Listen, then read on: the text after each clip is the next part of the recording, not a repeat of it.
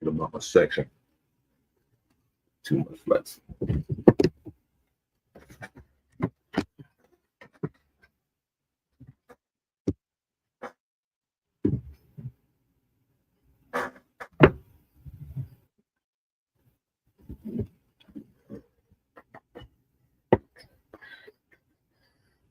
Y'all know what it is. It is Tuesday night, and I want to welcome y'all Welcome into the podcast. My name is Jamal. My co-host will be here shortly. He is traveling tonight, doing the work of the people, I guess. No, I guess. I don't know what he's doing, but he's traveling, and he'll be on here shortly. So I need you guys to go ahead and hit that like button while he's in here right now. So we can get this thing here start. Got a lot that I want to talk about today. A lot of different subjects we're going to talk about, and but this one subject I wanted to kind of get into real fast is a question that everybody probably need to ask themselves: is Dollar General robbing you? DG. You can't drive 5 miles in a city and not see two or three of them all out in the rural areas of America. Dollar General, DG. And the question is Dollar General robbing you? All right, and that's part of a video that I will encourage you guys to go on YouTube and seek out, right? And we're gonna talk a little bit about that, and I'm gonna first say that let me pull up some notes here real fast. I'll get into this, and I wanted to get into this. Well, y'all know if you've been over here for a minute, I do have the town involved in a lawsuit right now from old Tiny Tim about that $150,000 lawsuit. So I'm going to take time to do this right now before the mayor gets on. Now, the thing about this story is that, all right, per the Constitution, per law, per whatever you want to per it to, you have the freedom to comment on on a story that is in the public domain. Okay, that's just how it goes. So I'm saying all that to say that Dollar General, pump your damn brakes. Okay, that's why I'm saying all this to you, all my fine people at the Dollars Generals. Where is my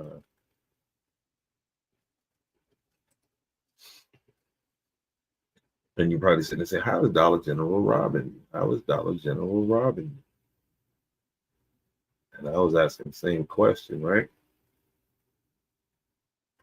But here's the thing. Have you ever noticed that the price on the shelf at the Dollar General is one thing, and then when you get up to the register, it rings up a higher price?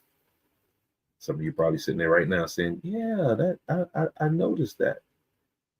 Well, did you know that right now,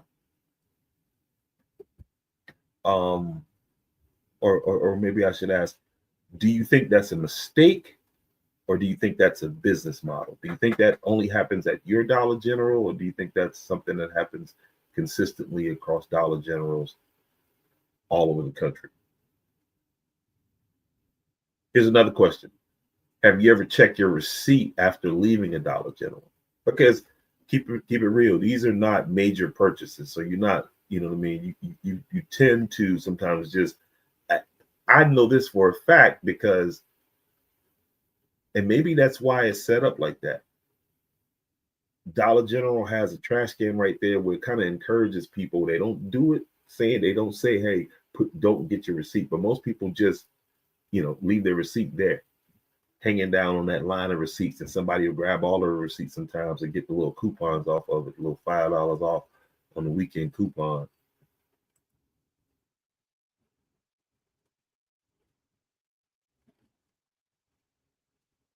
And I think all of us has had this experience at Dollar General where you don't get a receipt. Some people just, sticklers for that, so especially the older generation. But I know myself, I can be guilty of it. Boom, I do that tap pay and walk out and not even pay attention. Now, after I saw this article, I saw this video, then I started to pay attention, and it wasn't like, oh, no, that don't happen. No, it happens immediately, and we don't get into why. It's happening allegedly. Here's another question. Did you know that Dollar General has been sued in multiple states because the register prices didn't match the shelf price? In some cases, consumers were charged 10%, 20%, even up to 50% more than what was listed. This isn't just in one store. Some investigators found repeat violations in the same locations. Again, this might not seem like a lot of money to you per se, but when you take that number, right, and you start to stretch it out, and you start to stretch that number out where it is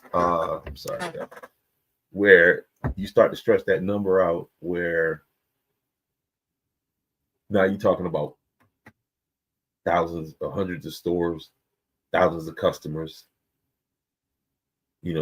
throughout the course of the day. If you're taking 50 cents for this one, 10 cents from this one, $1 from that one, a dime for that one, that adds up real fast. And then you take that and you push it across the nation, and now you're talking about a big figure when it comes to Dollar General, and they everywhere.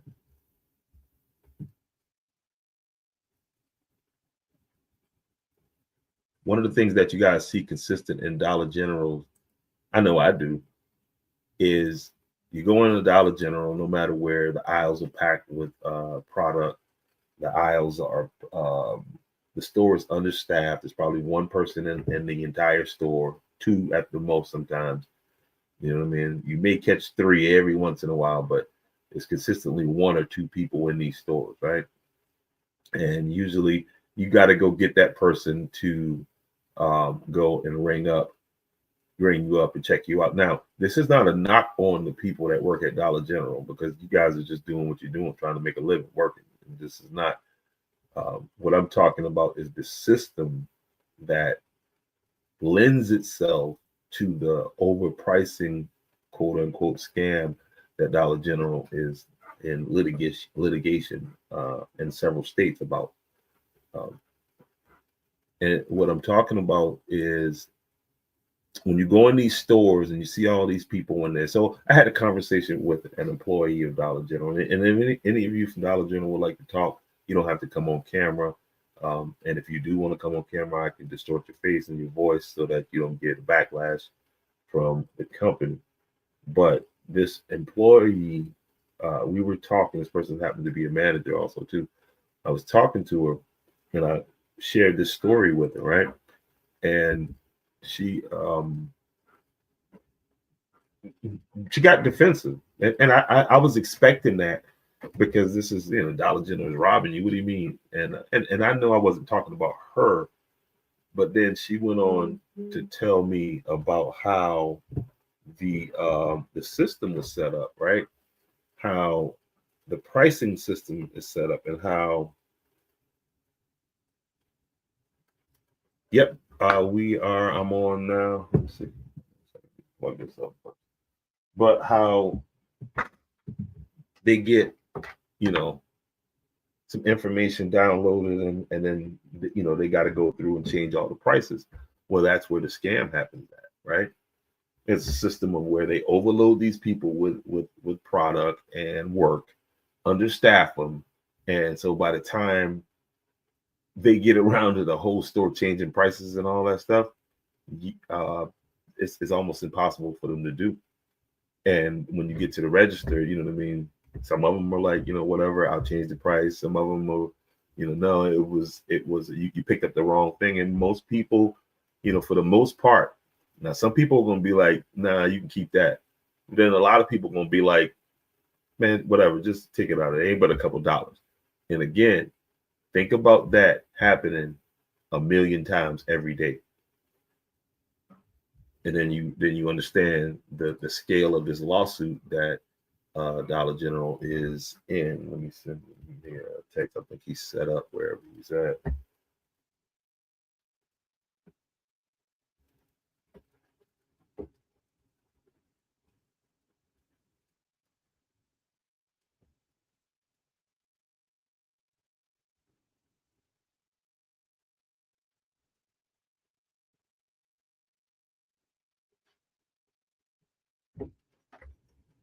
Because I've heard of Dollar Generals being fined by different cities because of the workload that they put on people, and the way the stores are packed, a lot of times it proposes a fire hazard, and a lot of times a safety hazard.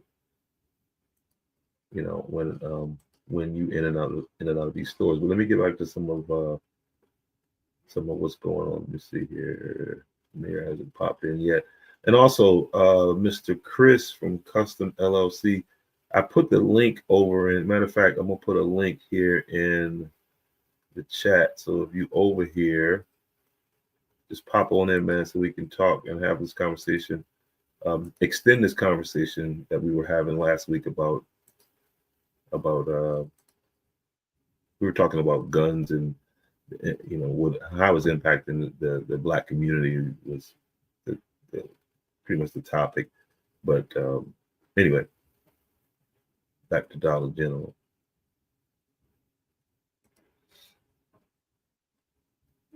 So that's what they're doing. They overworking them. They're packing the places, underemploying them, and they can't keep up enough to change the prices. So by the time you get to the register, you're not paying attention, or in a lot of cases, you just don't care because it's a few dollars. But I'm just letting you know as to what's going on. Thing. All right, so here's why the government has gotten involved. State attorney generals say that that this amounts to deceptive trade practices. The situation what I described to you. In some states, Dollar General was fined because they failed multiple inspections in a row. And that's like, the state sends people out to check the gas pumps to make sure that the gas pumps. All right. Got you. I'm gonna send you this link right here real fast. I'm gonna put it in your messenger. I thought I did. I did, obviously. No, I did not. Sorry about that.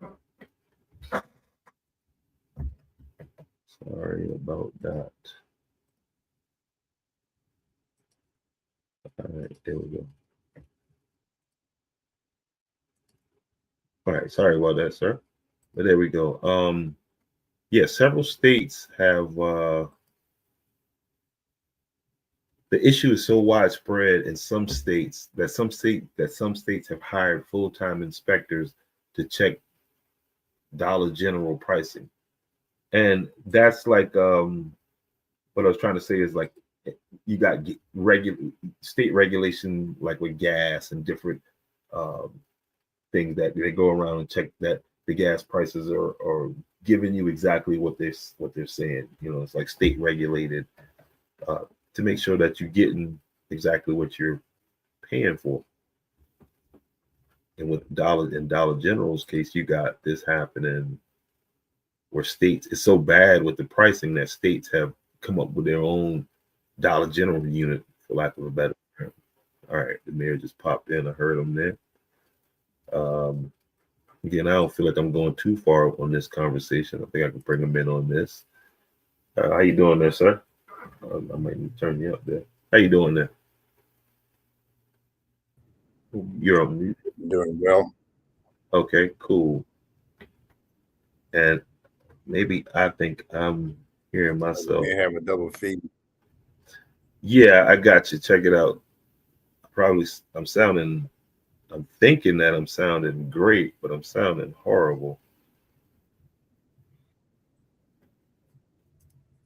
All right, give me 1 second here.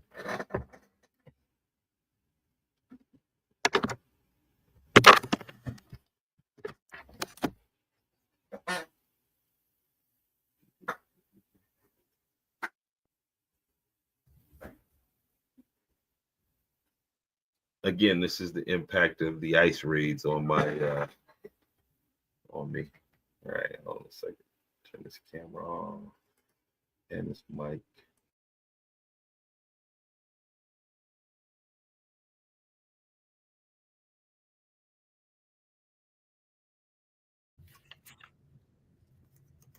So all of your technical expertise has been deported. Is that what you're saying?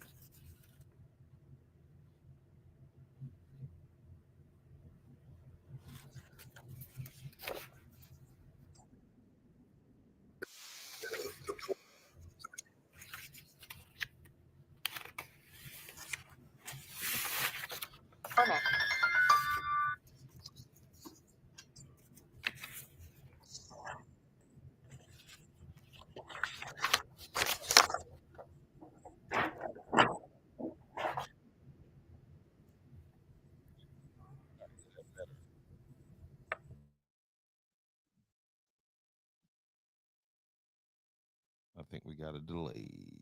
Hold on a second. Let me get the Dollar General lady off of here real fast.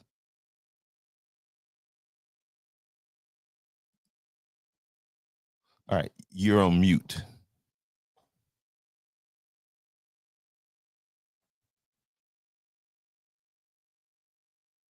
Boom, boom, boom, boom.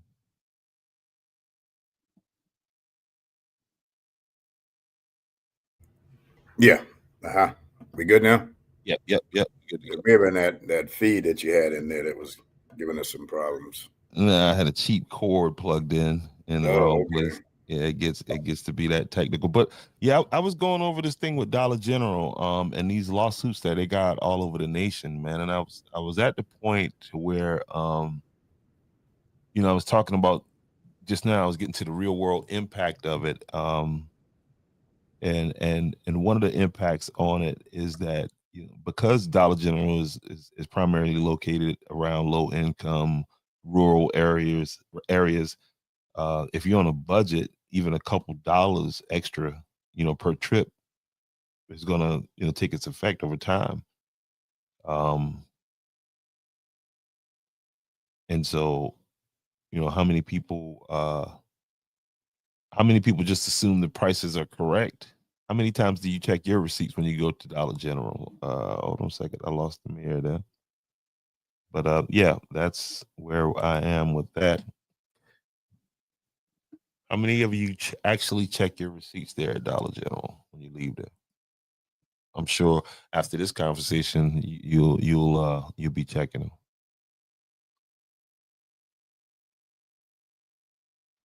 And what I need you to do right now is to just in the comment section and tell me if you've had this experience that I've kind of laid out here at Dollar General with in the town of. Okay. Am I back?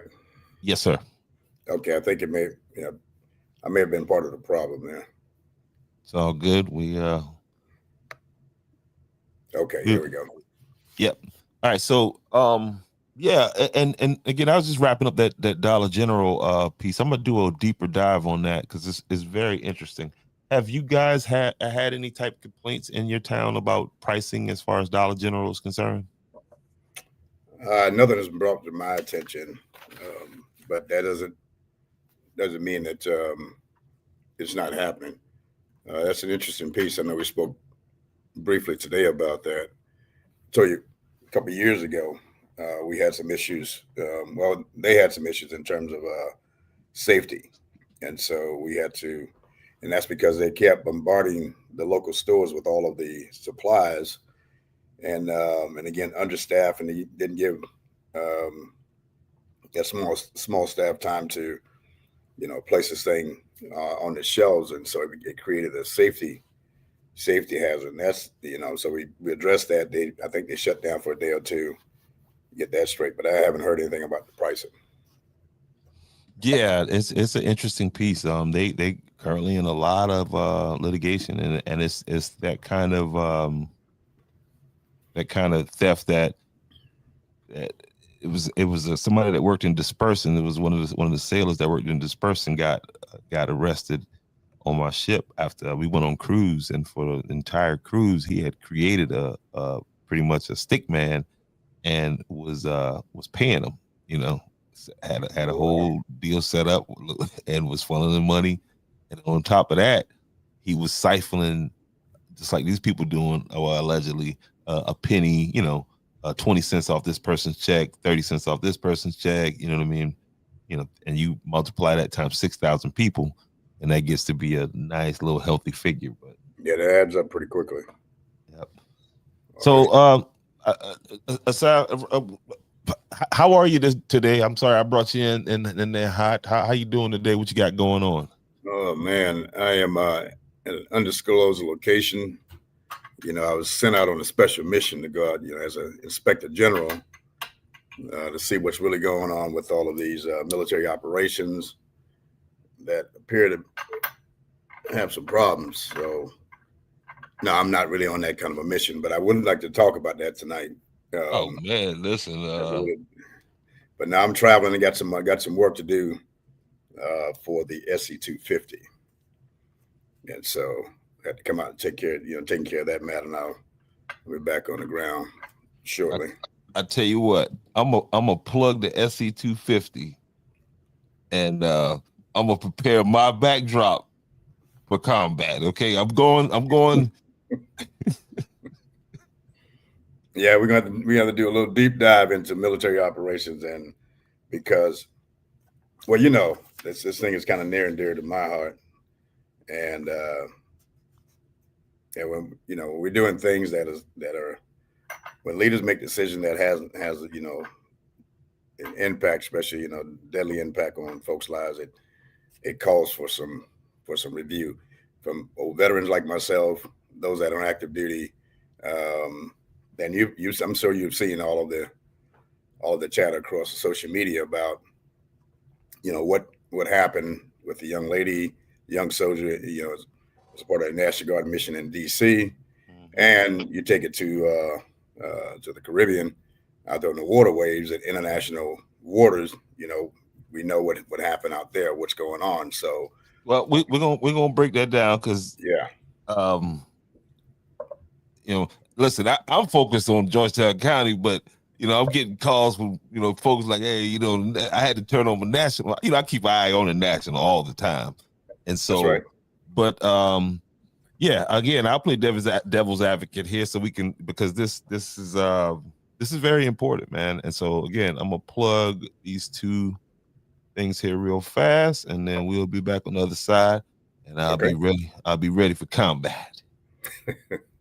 Let's see what we got here. I thought I loaded this stuff up. I know I loaded this stuff up. Where is it?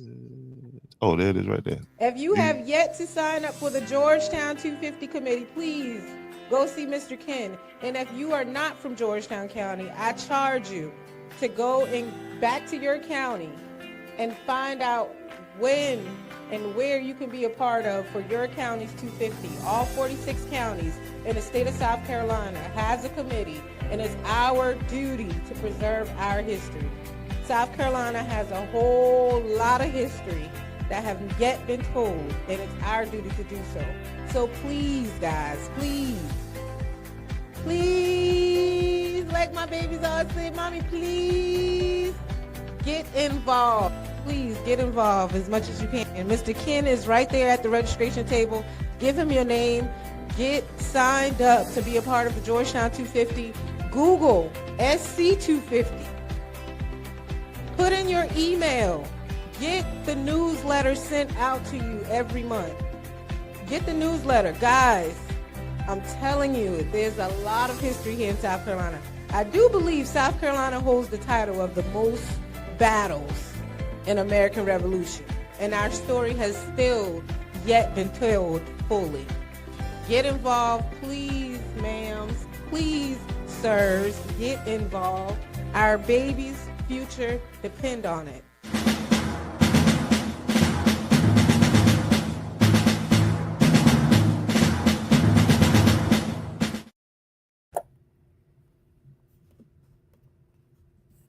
All right. Let me get my boy Pistol Pete up here. You said pistol or whiskey? Pistol Pete. I mean, Pistol Whiskey Pete. He is some of everything. Hold on a second. Let me get him up here. There you go, Pistol Pete right there. Well, I shouldn't say that. I should be a little bit more. Well, all right. So let me unpack a little bit of what we're talking about. All right, and we're talking about this gentleman right here and some decisions that he's made. This is for those of you who don't know, this is Pete Hegseth, and Pete Hegseth is the Attorney General. No. I'm sorry. He is the what is his official title? Secretary of Defense. I'm sorry. I was just looking at something with Pam Bondi on it, but he's a Secretary of Defense, and you got to understand that he was not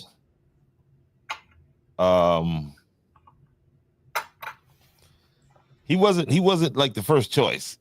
Well, he was the first choice, but he wasn't a popular choice. Let me say that. He wasn't a popular choice from the beginning. I'm gonna give you his bio here here we go in a second.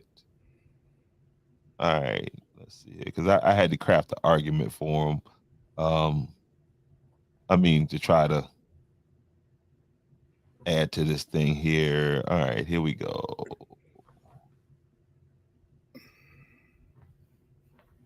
All right, so we're talking Pete Hegseth. He's the current Secretary of Defense. He's a former TV personality and an Army veteran. I guess you could call it that. And I shouldn't say that because he's an Army veteran. Okay. His tenure has already been controversial due to the press restrictions and past allegations and personal and financial. All right, so here's what happened. Here's the core of the allegations. New reports claim that Hegseth ordered a second strike on a suspect smuggling boat in the Caribbean. On a drone feed, 2 survivors were seen after the initial strike. Allegations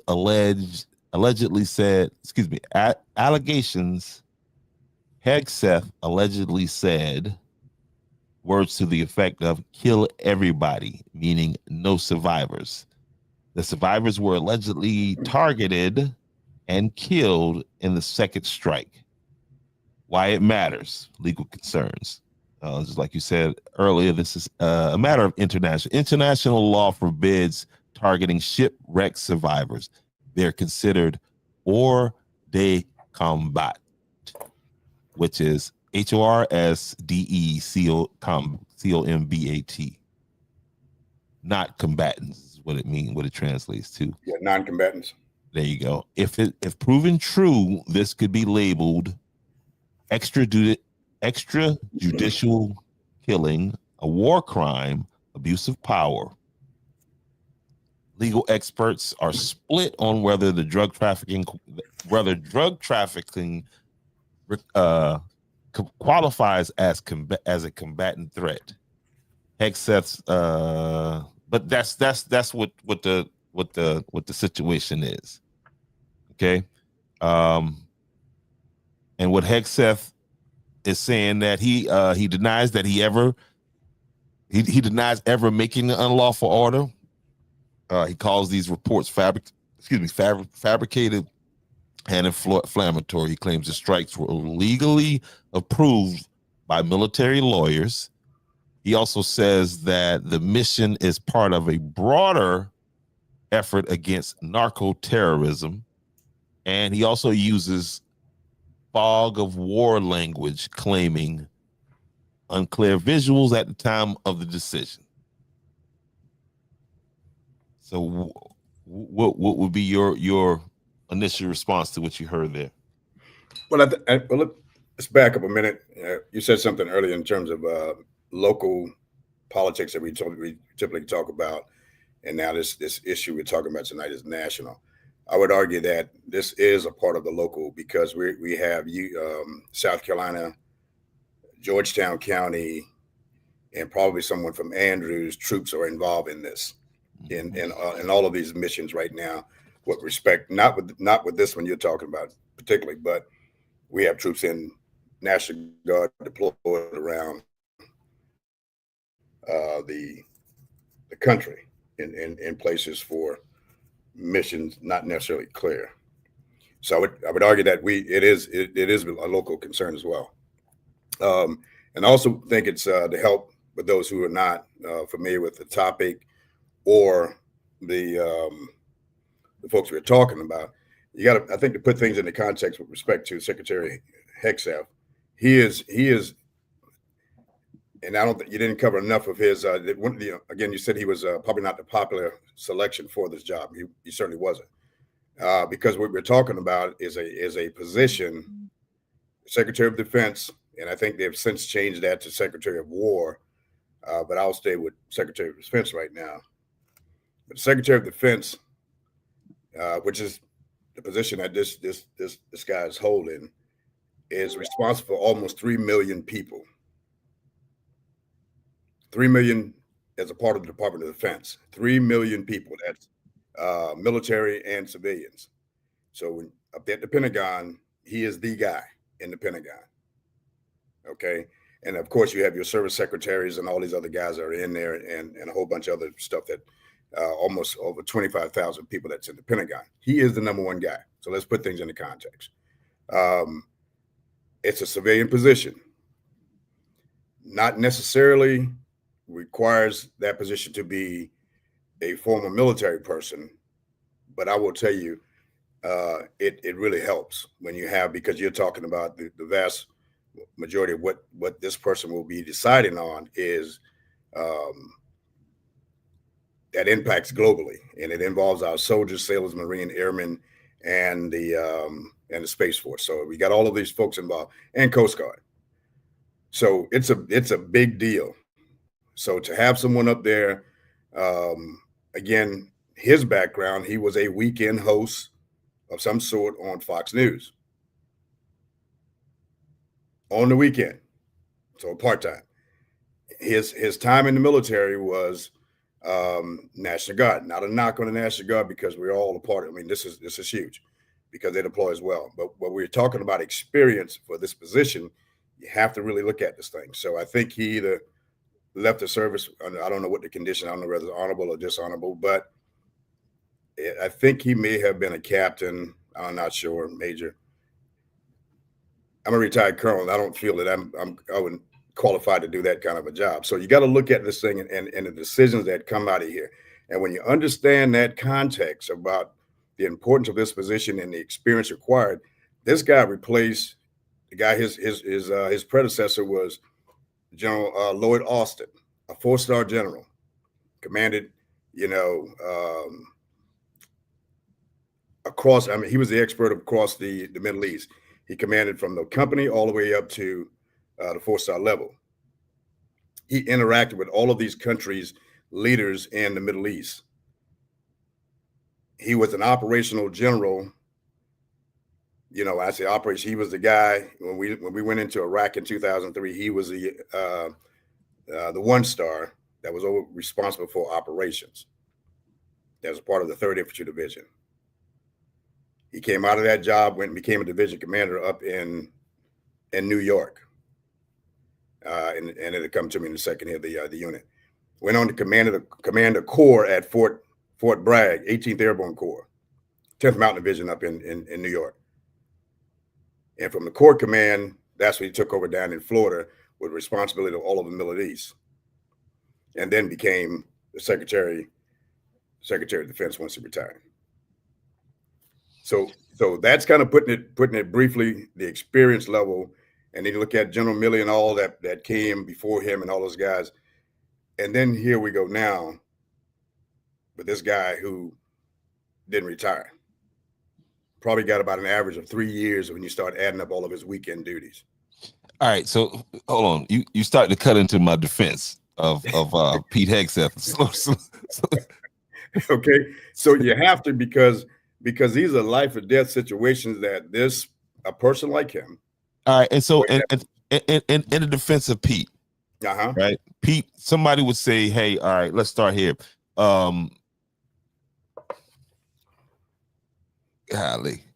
all right. Real-time strike decisions are often rely on imperfect intelligence. Yeah, nothing is 100%. Okay, so in the case of maybe he thought them guys was getting into a boat. They had a boat tucked down in the underwater, a sub or something. Yeah, I mean. So let me tell you how. So my last job, I was the chief of operations, a future ops for Third Army. So we were forward deployed in Kuwait. So my job as a FUOPS guy, future operations, I was part of the long-term planning and current operations. So as a part of any fire missions, you're talking about indirect fire, whether it's coming from artillery or coming from the air, a drone, it is extensive coordination and approval all the way up. And so it's something like this has to go all the way up to him and the White House. I'm talking normal operations under a named war, like in Operation Desert Storm or Operation Iraqi Freedom. And so this has to be vetted before you fire these weapon systems, especially these type of weapon systems that was used in this case. There's extensive planning and verification and you have eyes on the target. So somebody's watching this target. But they drug dealers. It doesn't matter. They still have due process. And you got to keep in mind that's the other thing. We're not at war. We're not at war. So now it's even more important that you verify what you're doing. And you know that now that this is not a fishing boat versus a drug trafficking boat. I don't know. I haven't seen, but I'm telling you the process is very, and this is so deep. So now you got to understand, and this operation has been going on since September the 2nd. So I think there's a total count of 80 people have been killed. I don't know how many strikes. And you see the size of this speedboat. Because now drug cartels operate like paramilitary organizations. And there's not just the criminals with the boats, you know what I mean? There's it's a vast network of bad people, bad people doing bad things. Yes. Hurting a lot of people. It does not excuse the process that we as the United States military. This ain't happening in America now. And I mean, that's even more important. Now you're talking about international waters. So there's international law and rules of engagement, and all of those things have to happen as well. So in other words, we don't own that. Well, I mean, this goes right along with, I mean, it seems to be in line with us provoking a war with Venezuela or provoking, you know what I mean, a regime change in Venezuela, because that's where those boats are allegedly from, right? That's the word, but and it probably is. That's probably one thing that is certain. However, we don't have the. It's not okay to go bomb something that we suspect. And again, you listen at the questions that are coming from Congress. So now something about magnitude. It's partisan. It's a partisan. You know what I mean? Because it's bipartisan. Okay, you got a couple rhinos or whatever. We got problems. We got problems over here on the right now. Anyway, we ain't talking about that. I agree. I know that's what we want to avoid that piece. These are drug dealers that we are talking about. We have a fentanyl crisis here in the United States, and I mean, I'll put it to you like this: he could be one of the terrorists, but if he surrenders, we have to take him in and not kill him. That's the way that's how the rules of war and those things that apply. You cannot just, if you're engaged in combat, if you clearly see that this unit or this person has dropped their arms and hands up, or whatever the case may be, they're signaling that we no longer want to, fight. You have to take them in. You have to arrest them, and then you go through this whole process. And the rules, again, the rules when you're war condition, and it's a little bit different. But again, there are rules and a process before we start to bombing and then making fun of it. Even if let's say all except one of those boats were drug trafficking boats. Even that one constitute a problem for us if we didn't verify it. Because you had civilians out there. Again, you're in international waters that these people can go and come when they, whomever it is that have access. So you just can't arbitrarily, without verifying through the intelligence. And you're right. Well, I think what's in question is the second strike. I think the first strike was clean. Well, I think that's now. I think when they start to investigate this thing, you will probably see that if there was 80 targets, and again, you're talking about a speedboat that was hit twice, and I can't remember what the system was, but I think and I don't know whether it was launched from a fixed wing aircraft or from a drone. I'm not sure, or from one of the ships. I don't know what was the delivery method, but and I had it up somewhere. But you're talking about a precision weapon. Not a laser guided and all, not none of that. This is a high tech. You put in the coordinates, it's watch, it goes there. And so then when it hit, in this case you're talking about, and what's being talked about across the country here, is that let's say it was a legal operation, and you fired and you disabled that aircraft and it's torn to pieces. Now, allegedly, these two guys out here, it could be one, that are hanging on to parts of this thing for dear life. You now have to go and rescue them, as opposed to ordering another strike to kill them all. That's where the war crime comes in for this particular case. And how many more, as you look at this thing. Now, you got to remember, too, that everything these high-tech pilots and this operation, it's all recorded. So it won't be a secret once they start to drill down on this thing. But now this public opinion or public conversation that's going on about this particular strike has some issues. And what is being said now is that there were 2 survivors from the first strike. And at that point, there's no self-defense required, because again, you don't have service members right there in a gunfight. You're talking about a delivery from air. So what is the threat? What is the self-defense? So zero. So who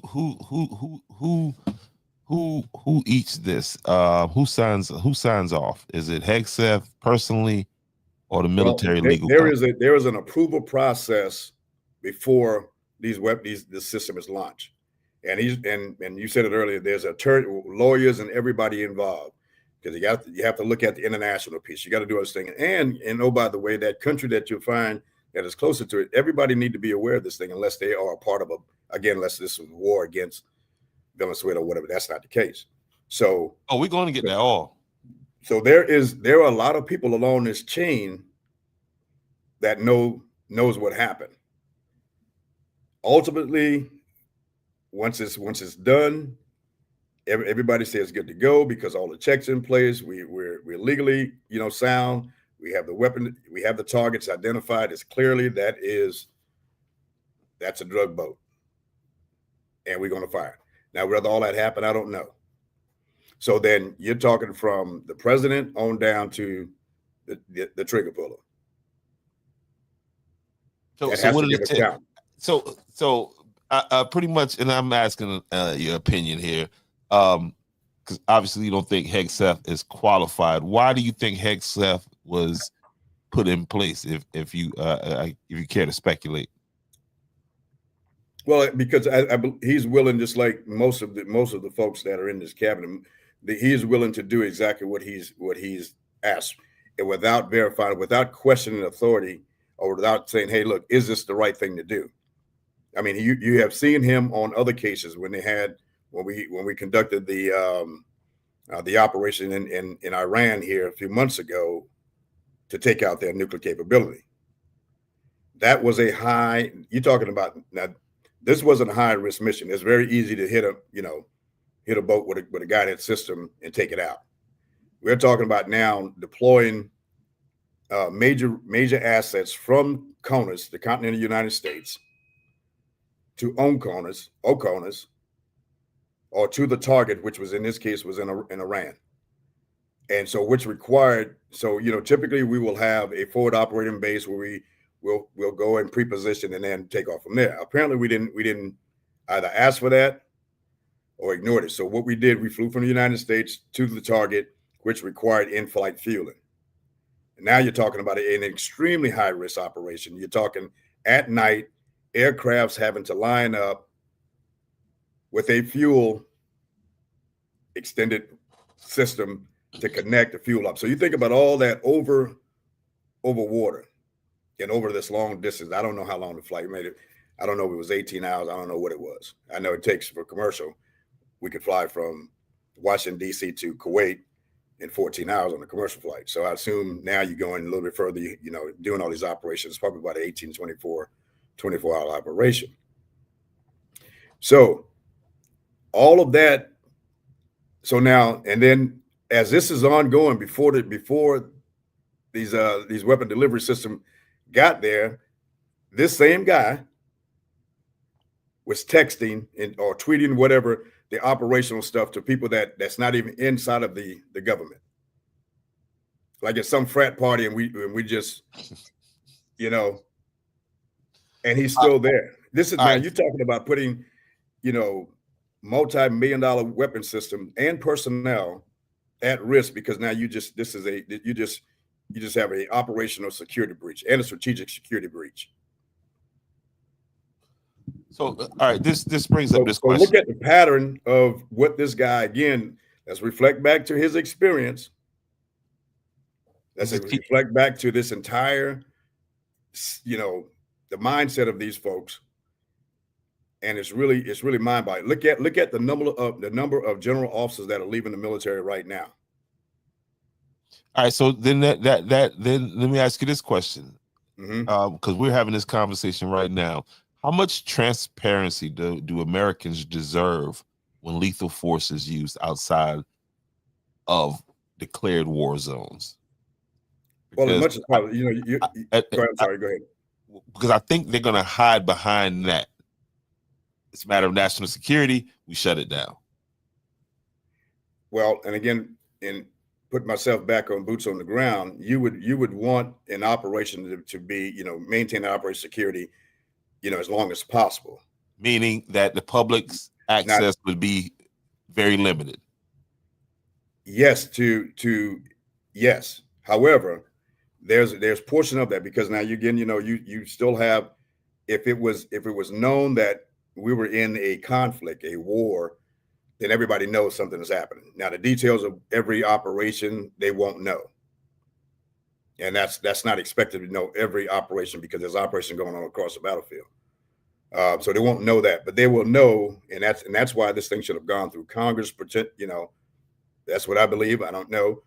And then these elected officials could communicate with the citizens to the degree and let them know that, yes, we're in conflict now with Venezuela or whomever the country is. And there will be some level of military operation. It could be special ops. It could be whatever the case may be. But we're going to have to do something to change what is happening, whatever that is.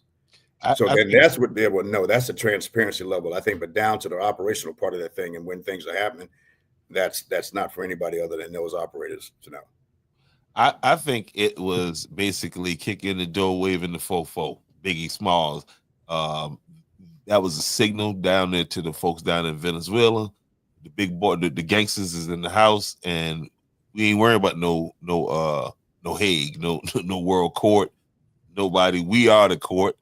I don't have it ready right here now, but there are politicians, high-ranking politicians that's openly talking about going down there to get that oil from Venezuela. Everybody know Venezuela sits on one of the largest oil reserves, if not the largest oil reserve in the world.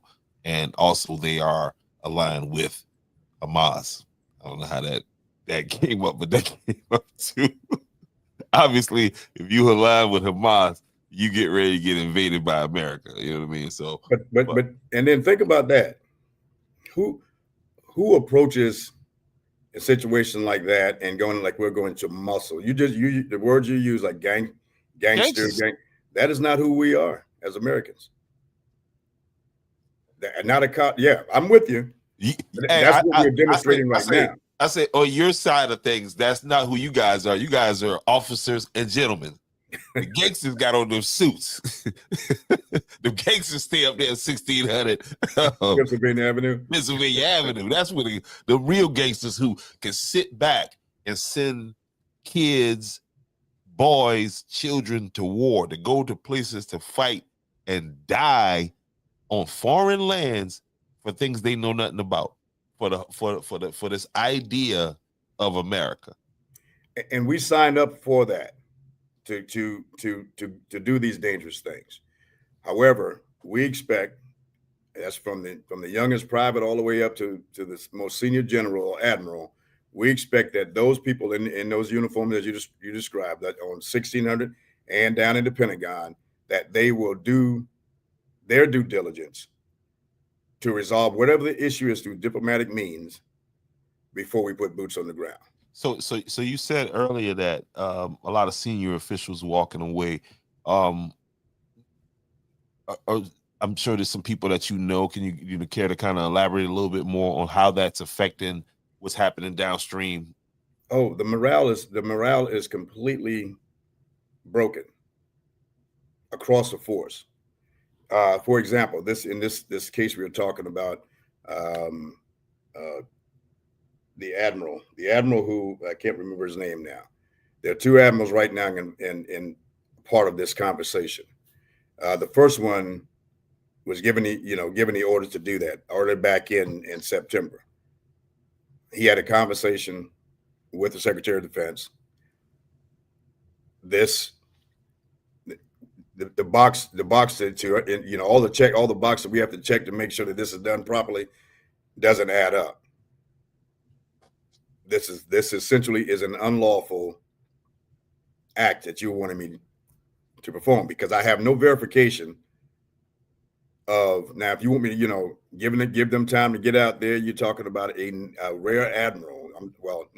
Four-star admiral. Give me the opportunity to go out here and verify what you think is happening, and then we can do something about it. But just to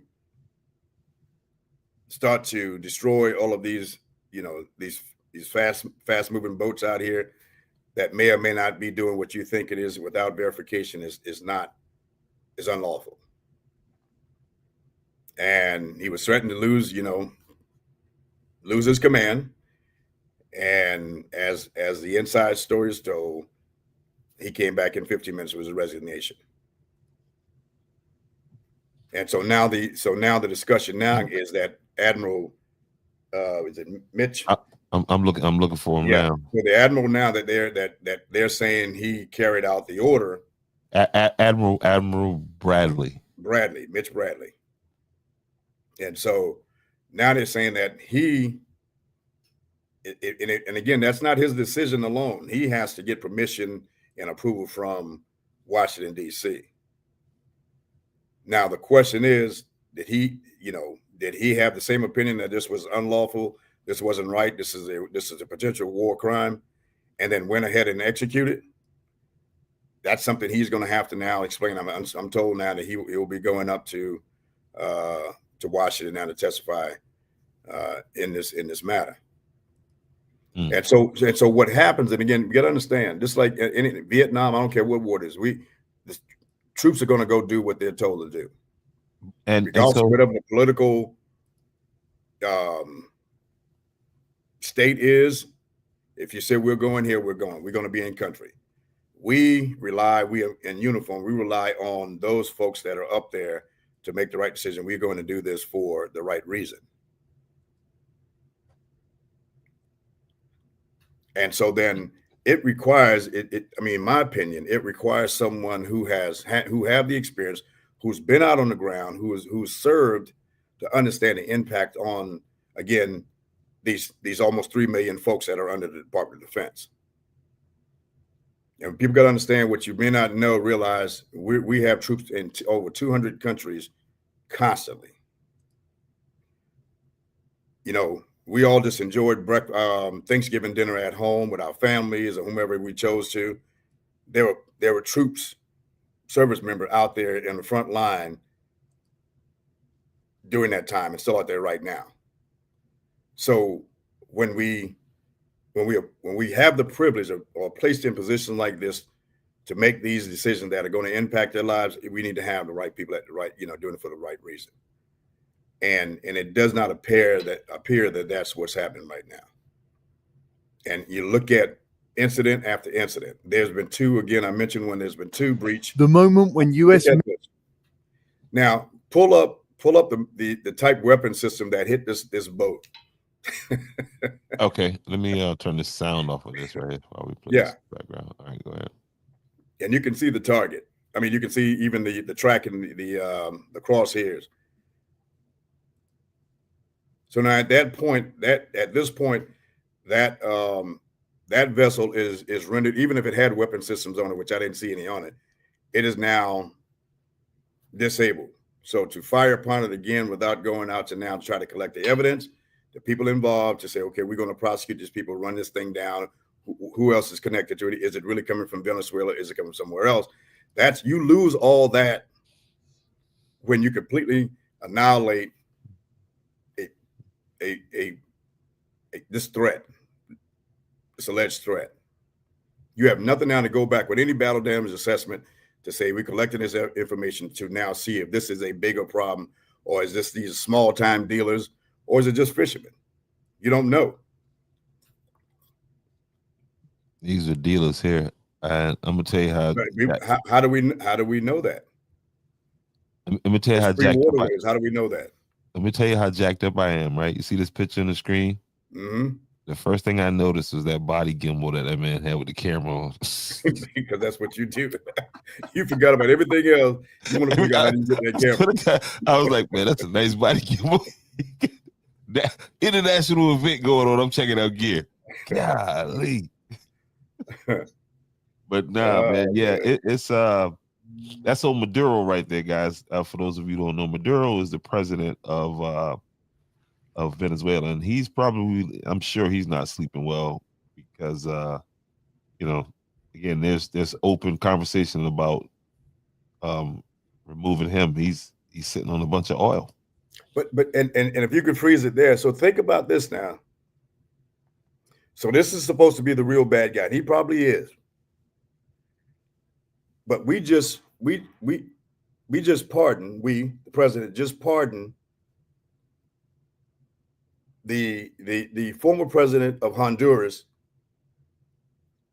who was found guilty by a U.S. court. Well, I don't know if he's released him yet, but that's part of the conversation. I don't know whether released him yet or not.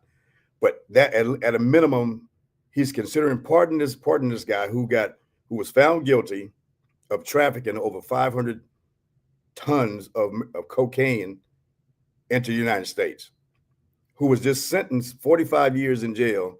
I think he spent a couple months, and he's either out or that's where they're headed to. You got to, how do we make that make sense? But we're going after a guy in that we have not verified what's in these boats, and we're killing people by the numbers, by the dozens.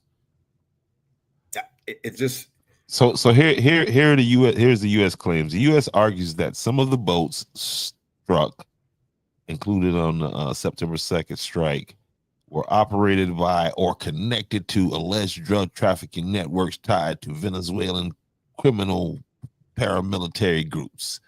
The administration labels the groups narco-terrorists, arguing that drug trafficking is increasingly connected by well-armed organized networks, which in their view could justify military force under a broad interpretation of self-defense.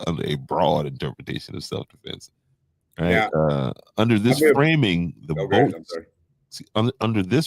boats are treated as typical criminal targets trafficked through standard law enforcement mechanism, but as a part of the transnational, but as a part of a transnational threat, which the administration argues gives the U.S. the right to eliminate, gives the U.S. the right to strike, to eliminate the threat before drugs reach the U.S. territory. Oh man, it's cool when you write the rules, man. I'm gonna write the rules for me. But I may have missed it because I think I blinked or something. I may have missed where you said that there was verified intelligence, verified that these boats were. They got the oil. That's the only verification we got down there. Ain't no. Did we verify that that's what's, or that's what we argued that that's maybe what's going on? And that's where that lies the problem for our country, not just for these guys up here that's in the seats, for our entire country, because the second and third order effect when you're doing these things across, in places, then how does that impact travelers? How does that? I mean, does it make Americans safe? It makes. There you go. I mean, less drugs on the street. Let's start there. They drug dealers. If they maybe, but did we verify it? They got that oil. We know they got that oil. We know that. Yeah, we would like it. We should go to the table and say, hey, look, let's strike a partnership and we can get oil. And we're not playing that game. We're not playing that game. I said this earlier. I respect the fact that, as opposed to what we did in Iraq over there, at least let's just say it. Hey, we're going to get the oil. You know what I mean? We going to get that oil. That's it. Well, there was a credible. I mean, Saddam was doing some real bad stuff. Now, should we have gone in the way we did? We did not verify that there was the chemical, this yellow cake factory that we're talking about. The yellow cake factory where with all the stuff. I was personally, my unit, we went through this big mountain looking for this stuff. Nothing to be found. But the yellow cake. I'm not laughing, but I'm just thinking about the Dave Chappelle skit. Right. When they was up there with the yellow cake. I got it. And if you go back, they had then General Powell who made that announcement. It's a confirmation. I remember. I watched it. And it wrecked them. It wasn't. So now, and that created a problem for that administration and their relationship for, I think, until the time that General Powell passed away. Yeah. It to me, it politically it destroyed them. Right. Yeah, because we were at that point, we're talking 2003. We were over there for Desert Shield, Desert Storm for obvious reason because of what he was doing to, doing to Kuwait or about to. So there was justification. There's our allies. We fight in support of our allies. Got that. We did that. What happened in 9/11, that came out of Afghanistan, Pakistan, all those places over there. Now, when we learned that we were going down into Iraq, so now we were fighting on two fronts, basically. And so here we are with, I think our 400,000. Listen, it was more of this kind of decision making right here. I can tell you right now, most of the people that signed up for America, Make America Great Again, they ain't signed up for this. This is it was a bait and switch at the you know what I mean? Hey, we all this and that, and now that's why there's a big split in the Republican Party, because this is interventionist stuff that these people said that they weren't going to get involved in. You know what I mean? Yeah, right. Now you couple that simultaneously, we have National Guard troops in these various cities, and we just lost one in Washington, D.C. here a few days ago. Again, more decisions from the same group of elected officials and appointed officials. And you're seeing, those are pros and cons on what's going on. But you think about it now. So the same level of you're sending troops. Typically, when we go into a place like this, whether it's, and again, this is new. We're breaking new ground. We're deploying troops in in U.S. soil against U.S. citizens. But put that aside for a second. The conditions you're talking about, urban activity. I don't want to say warfare. Those soldiers need to be trained just like any unit that is going up into Iraq. So how do you operate? So now these kids, I haven't seen the ROE, the rules of engagement, but you're putting these service members in a position where so then part of that is that, okay, we got a lot of violence, a lot of gun activity. So now how do they defend themselves? What are the rules of engagement? Are they human shields for ICE? So now they're sacrificial lambs for ICE to go in and pull people out that you may or may not have verified that they are illegal, immigrants. So now that's basically. So then, do they go in trained to conduct urban operations? Can they defend themselves? And think about that. Now we're in we're in the United States, in Washington D.C., a couple few blocks from the White House.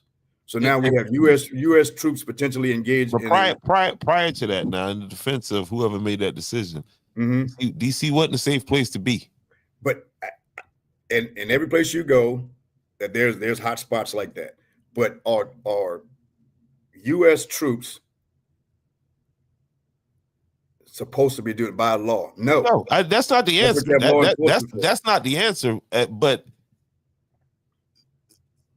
what's the other? There's no other. You know what I mean? There's nobody signing up to be police officers. But there's a lot, and there's a lot of reasons for that too. They're not being treated necessarily as with the same level of respect and dignity, that they deserve and appreciation. I mean, listen.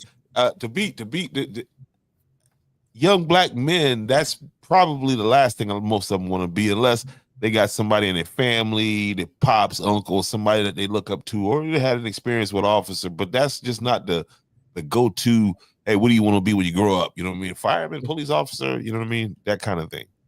Now, rapper, football player. You know what I mean? Yeah. So the thing is, we're putting them in an environment that is very similar to the foreign land, where soldiers prepare. They go through the rigorous training. They're equipped properly. They have the right rules of engagement. If this happened, this is how we're going to. But no, you're taking soldiers that do this on the weekend and put them into an environment very similar to that, where that there's gun, there's going to be some gunfire, gun activity. Now, what do? That's not good leadership. That's not what we do. Let's figure something else out. That's why, again, you have law enforcement. Take that money that we'll put in other places and pay these officers. Make this career field attractive. What are you talking about? Some of the billions of dollars going to Ukraine? You talking about some of that money? Yeah, we got money going all over the place. You anti-Semite. You better not be talking about none of that. Let's see. Now you messing up. You talking about America First talk now. Let's do the common sense thing and spend this America, which I mean, let's do it right. And it's not going to change overnight. So why rush to failure? Because when we show up in uniform, that doesn't change the game just because we're there in uniform. If bad guys are going to do bad things, they're going to do bad things. So why don't we I had a personal experience with this in Iraq. We young commander did not do a whole lot of preparation to make sure we lost a young soldier in the streets in Iraq. But have we taken a little bit more time to prep, make sure the defense and their operation, they're as secure and protected as much as possible. But we didn't do that. And so everybody along, in that chain, everybody has to be, especially in environments like this. And unfortunately, this young specialist, we've lost her, and the sergeant is fighting for life. And these guys are from an Air National Guard. airway. So think about that. So this environment where you put those guys, that's for infantry type, military police type who understand how to operate, and that's their job. And again, I guess they would If argue, you're going to hey, do that, send the right people. If you're going to do that, if you're going to ignore everything else and put U.S. forces against U.S. citizens, let's make sure that those are the right equipped, trained. But shouldn't the argument would be shouldn't the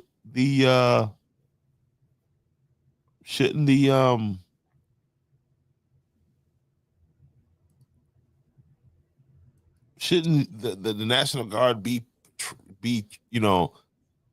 kind of trained for that? Because I think they would be the first go-to if we had something that happened on the ground here. They would be the first go-to as opposed to mobilizing. You know what I mean? You got to go back to their mission. What are they trained, equipped to do? What are they trained, equipped to do? That's not these. I'm saying the International Guard. They're infantry and MP who do this kind of stuff. These are not who they are. I got you. Okay. And what I'm asking you is to explain, because I understand what you're saying, but to the uninitiated folks that's not in the military, it's not like policing. They're not trained as peace officers. They are trained for. First of all, the National Guard is the governor of that state. That's his force for domestic, for emergency operation kind of things. Now, but they have been over history used to go into combat. But again, before they transition from this, these guys go through extensive training. Like in Andrew's case, that's a field artillery unit. I would often see those guys when I was stationed at Fort Stewart. I'd see those guys come through for their annual training. Jasper Bowman, Lukey Flagler, all these guys who come through, I would see them there. But they're coming out now to hone these skills because, again, they don't do this every day like active duty folks. But again, that's artillery.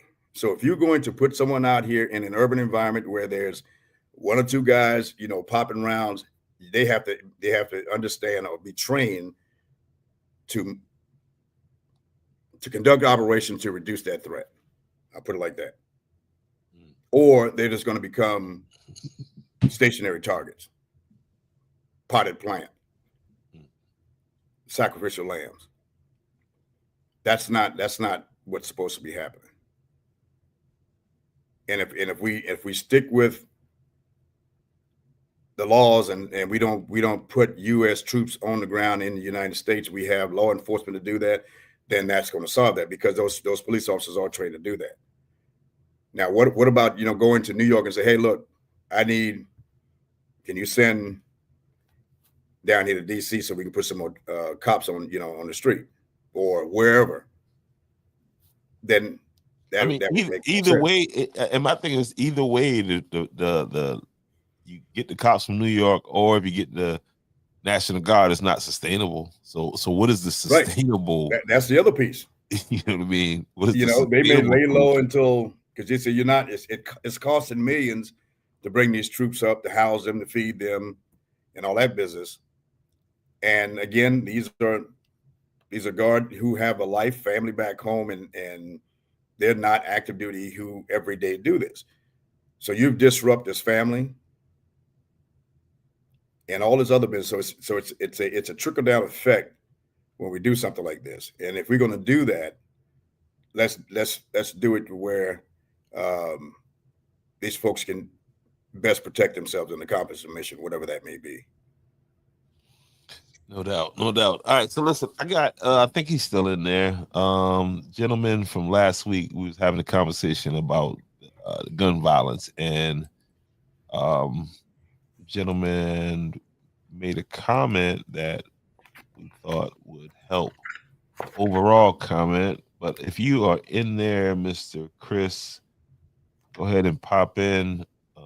I'm going to take a quick break right here, and then we'll come back on the other side. If he's still in there, we'll talk a little bit about that. And so Here we go. German cockroaches, known for their resilience, have invaded the Johnson's household. Let's explore the causes and solutions to this unwelcome infestation. Number 1, entry points. German cockroaches enter homes through tiny cracks and gaps, seal any openings to prevent their infiltration. Number 2, clutter. Cockroaches thrive in clutter. Declutter your living space as it removes hiding spots and disrupts their breeding grounds. Number 3, moisture. Cockroaches are attracted to moisture. Fix leaks promptly. Keep areas dry. Use a dehumidifier to create an inhospitable environment. Solution number 1, hygiene. Maintain a clean living space. Regularly clean countertops, floors, and appliances to eliminate food residue that attracts cockroaches. Solution number 2, traps. Place roach traps near entry points and in infested areas. These traps help control the population and monitor the extent of the infestation. Solution number 3, seal entry points using caulk and weather stripping. This prevents cockroaches from invading your home in the first place. Solution number 4, proper garbage disposal. Dispose of garbage regularly in sealed containers. Cockroaches are attracted to food waste, so proper disposal is crucial in controlling their presence. Addressing the causes and implementing these solutions, the Johnson family successfully tackled their German cockroach infestation, restoring peace and comfort to their home. They say freedom isn't free. And tonight, as we look upon this simple table and remember the ones who paid the price but never came home, this is the missing man table. Each piece tells a story. The small table, for one, symbolizes the isolation of our prisoners of war. The white cloth represents the purity of their service, their willingness to answer the call. The single red rose reminds us of families who still wait year after year, hoping for word of their loved ones' return. The lemon is bitter, just like their fate. The salt, the tears of those left behind. The glass is inverted. The chair left empty because they are not here. But their spirit remains. Their sacrifice endures. Here in Andrews, South Carolina, we're doing something powerful, something historic. We're building a POW MIA monument, one of only a few in the entire state of South Carolina, to honor those who were taken and those who never returned, a place where generations can come to learn, reflect, and remember, a place where their stories live on. But we can't do it alone.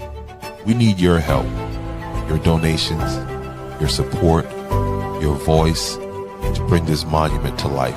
Every dollar brings us one step closer to honoring our heroes right here at home. So join us, be a part of history. Donate to the POW Monument of Andrews, South Carolina. For those still missing, for those who never came home, for those we will never forget.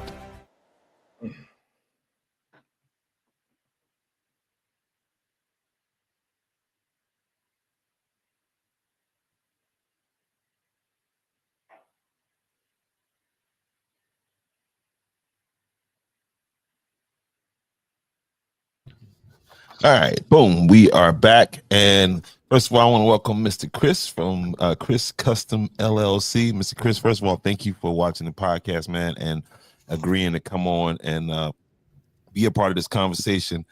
Like I said earlier, we were talking about gun violence, and then we got into some of the legal parts of talking about the guns. And you made a post that I found very interesting and very enlightening, and I wanted you to come on and help us out, help move this conversation forward. So without any further ado, please introduce yourself and tell us a little bit about yourself and what you do for a living as far as FFL and that kind of thing. Hey, can you hear me? Yes, sir. Yes, sir. Okay, I'm Chris, actually resident of Georgetown, born and raised. Left when I was 18, joined the Army, retired, came back. My main job is working for DoD. That's why I kind of sat that conversation out. No doubt. But we can say I agree with some things. But on the side, I do have a FFL here in Georgetown. It was mainly for laser engraving, but I've expanded. I do transfers and retail sales, so I'm quite familiar. The market has changed a little bit this year, but last year I was doing probably 10 guns a day, and now it's 10 guns a week. But it's picking back up. So I have a lot of experience in FFL. I had to apply for it with ATF, and got to follow the rules. So when No doubt. And that was the basis of your comment, and that's why I really appreciated your comment. And I went through, for the sake of the conversation, because you're the expert here. First of all, for those that don't know, what does FFL stand for? Federal Firearms License. Federal Firearms License. And that's issued through the ATF, Alcohol Tobacco Firearms Division. We have one in Charleston. That's who I answer to. My agent, who I converse with, seek guidance with, who audits me, is out of Charleston. Okay, and so and what I'm going to put on the screen is kind of a breakdown of your the statement that you made, and I want you to kind of walk us through these things, the legal aspect of them, and when it comes to purchases from licensed firearm dealers, requiring background checks. First off, anybody less than 18 years old is not going to get a firearm. Okay. It's just not legal. You have to be 18 years or older. Legally, they're not going to get a firearm legally. Legally, they're going to get a firearm, but they're just not going to get a firearm legally. Not through a legit FFL. Okay, all right, here we go. Now, if a parent wants to gift it to a son or daughter under 18, that's a separate issue. But in the state of South Carolina, you have to be 18 years and older. For a long gun, such as a rifle, AR-15, a Hun rifle, you can be 18 and older. To purchase a pistol, you have to be 21 years or older. And any legit FFL, you're going to fill out 4473, which is the application for a firearm, which ensures that you are legal and there's some kind of audit purpose to track the firearm. What happens legally if someone lies on the 4473? You can go to jail for up to 10 years. Generally, they'll tell you, that's never really enforced. But if you commit another crime, they'll tack it on, kind of like UCMJ Article 90. I think it was Article 92, whatever they wanted it to be. They would just tack it on. But yes, it's subject up to 10 years in prison. And that because that is like the part where you said that it is rarely prosecuted because of explaining to our audience what a stickman purchase is and how prevalent is that. You mean straw man? Straw man, yeah, straw purchase. There you go, straw purchase. So someone who's not legal to have it will send somebody in who is legal, and they'll do the paperwork and then give it to the person who's prohibited. Generally, you can tell because they're really not that smart. They'll send someone in who has zero clue about guns, and usually you can pick up on it. I've had a couple of those, and I've initiated conversation with them. And as a FFL, I determined, it wasn't for them, and I've denied sale. But yeah, that is strictly illegal to purchase a firearm for a non-prohibited person to own.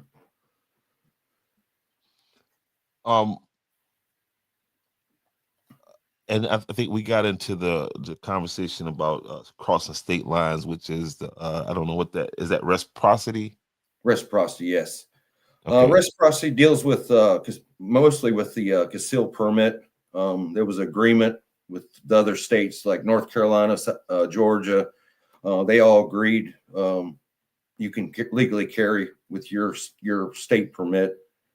But as far as purchasing, for example, I had somebody out of New Jersey come, and he was a state police. He says, "Hey, here's my permit. Sorry for purchasing. You're still going to have to go through a background check. That's only strictly for carrying."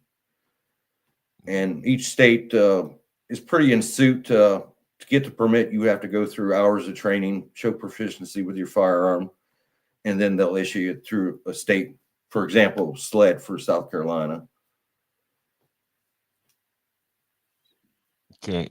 I appreciate you, bro. I appreciate the information that we get. Mayor, you got any questions so far? Yeah, just a couple of things. First of all, thanks for joining us tonight. Good to see you. Yes, sir. Definitely make sure I stop by your place out there when I get back to town. You say your numbers in terms of sale. What's the cost of the sales going from 10 a day or a week until? It's any idea? Mostly economy. The economy's changed. Usually last year, the environment, voting year, there's always a scare of the Second Amendment. So people panic buy. During COVID, it was skyrocketed. Because they thought, all that. This year is just with the economy, with inflation, not many people are buying. As far as selling, the market has totally changed. What you thought was a $2,000 gun is now selling for $1,000. So there's a whole bit of statistics that play into it.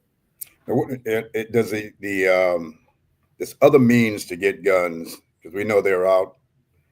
Do you feel the impact of so easily accessible through other means as opposed to coming through a licensed person like yourself? Is that and it may be two different clientele? Well, folks who want to do it right will come through you potentially. So I've had, and I've talked to a couple of acquaintances of mine who also do the FFL. We've had a rash of people who have tried to get guns through us in areas of Georgetown and surrounding areas where we've had gun violence, and they thought we were just going to give them to them, and they were prohibited from having it, mostly because of age. Mm-hmm. So we've had to turn them away. My biggest thing is they started a law. Legislation started a law saying private sales are legal in South Carolina, but they were going to require them to go through an FFL to do that transaction. Well, that never happened. So legal people are getting guns, and then they're given to prohibited private sale or whatever. They able to do that, and again, man, I appreciate you, because I only through this conversation and digging into this that I understand that there's a gray area right there, because it doesn't require a bill of sale. It doesn't require basically any record keeping. It's kind of on the honor system, the way the law reads. Right. So, yeah. But, and I think that's where in terms of us inexperience, because we don't, obviously we're not trained dealers. I think then reading the constitutional law and not, again, not having a lot of the background, I think that's where we missed some of the key points, and I think you pointed out. So we understand, again, through the data that's collected through law enforcement and stuff, when we get these weapons off of these young folks, it's not necessarily registered or came through an FFL. So then there's a market that is out there that is easily accessible to kids, whether they are prohibited from having, and adults prohibited from having them, or whatever. It's just so much out there. And I think then when my concern, and I think a lot of the law enforcement too, is that then when we have a law that says you can carry freely, conceal or not, and law enforcement can't check you to make sure that you are. It put all of us, I think, at some level of risk that is very uncomfortable. And, the caveat on that, yes, March 24, I believe they passed the constitutional carry, that's which right. I personally don't agree with it. I would never advertise. Unpack that, Chris. Unpack that. But what that says, what originally was supposed to state was with training. They never follow through with that. That's right. But the way the law reads says a person can constitution openly carry who is legally able to own a gun. So if you're still prohibited from having a gun, you can't carry it openly. And to conceal carry, you still have to have that permit, CWP. So it's not both. It's either or, And I think that's the part I didn't see, overlook where the case should be. But I think the thing is that if, and I know it clearly states that law enforcement that just can't, even if you decide to constantly wear it, carry it out, you have to have a reason to question that person. So then that's where they can blend in with those that are legally carrying and those that should not have it. And there's no way to tell them to tell who is who until an incident occurs. And I agree with that. Yeah. And that's what's concerning. And most people, the general consensus in the environment, most concealed carry people will not advertise they have a gun, even though the law passed. Now we'll keep it concealed. I don't want to be a target, Bingo. I agree 100%. And I will tell you, I wouldn't. Coming from a military background, such as just like yourself, right? I see someone with a gun, that's going to be my first target. Yeah, that's our response. Yeah, because now you're not necessarily, you may not be a threat, but you're going to get assessed. We're going to check you out. We're definitely going to keep our eyes on you. Mm-hmm. And so now you're legally doing what you're supposed to, but you're drawing unnecessary attention to yourself, and you probably don't want that. No, because we get a little edgy sometimes. We're not accustomed to seeing folks just walking around like gun smoke with a gun exposed, but that's the law. And great, Jamal. Last point, as the mayors, do you have the authority to create local ordinance or where people can and cannot conceal carry? And only in government buildings, or if there's a function like we have our festival, then we can make that area gun, prohibited to guns and that kind of business. Anywhere else like stores and that kind of business, we don't have any. It's the only places we have jurisdiction in terms of our government property, town hall, that kind of business.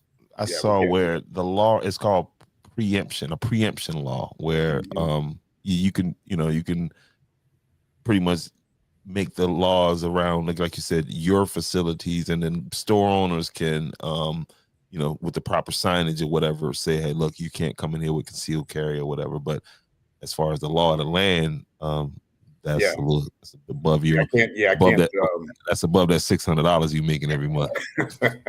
Yeah, and I will tell you, it was really, when I saw it the first time, I think I was in Atlanta. I was traveling to Atlanta, and I was in a convenience store, and 2 or 3 people came in, and they weren't police officers, but they were strapped, and I was like, man, it just again, something different. It just made it's me natural instinct. Like if you any kind of man worth his salt, when you walk into an environment, you are assessing. I don't know what you're thinking, but I know what I'm thinking, and I'm like, okay, I don't care if it's church, a baby shower, wherever, because it can go down anywhere. So there's no place really off limits right now. But I don't know. But yeah, so we have to get smart about it, and I think this and I appreciate you again tonight, Chris, for coming on. and I think it's a part of the conversation that's going to continue because we having so many incidents involving weapon systems. We just got to help people get smart about it and understand these are not something you want to play with. I can only imagine you in the field that you're in now and what you've done in the military, how much time you spent with weapon systems. I don't know what was your branch of MOS? Well, I started out as 11 Bravo, so there you go, near and dear to my heart. See, so you get a guy like him, we can make him the sec def. I mean, but in all seriousness, we spent a lot of time with weapons. I'm talking breaking it down, fire pin everything out, cleaning it, drilled in your mind that, muzzle awareness, those kind of things that we know that if we don't do that, somebody can get hurt real easy. You can hurt yourself. Oh, yeah. And so you think about an 18-year-old who hasn't had any military training, any of that stuff. It's just a nice gift on Christmas or whatever the case may be. And the way our temper now, our response or reaction to conflict, that may be the first thing we pull out because this guy may be bigger than me. And so now you got a person that has a weapon, and I will never blame the weapon. It's the people behind it. Exactly. That's like you say, you take no training. Yeah. And then you take that Glock and modify it with a switch. Hey, what did you serve? Now I'm interested. Now, what did you serve? Mostly third ID. Yeah. Rocking them on, baby. Yep. What unit down there? Started with 1st 15th, and then went to 169 or 269. Yeah. Armor. I was there. I was at Benning 5 times. So. Oh man, in my 20 years.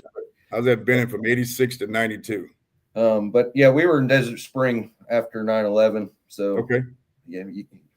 So thank you for your service, man. I got a coin for you too. When I come by, I got a coin we just made here. And watch our host. They pulled out his coin out of the pocket, baby. Out of the pocket. We just had it custom made, so I'm gonna bring you a coin down into your shop. I appreciate that. Appreciate yes, it. sir. Appreciate your service, my friend. Yes, sir. Hey, and listen, man.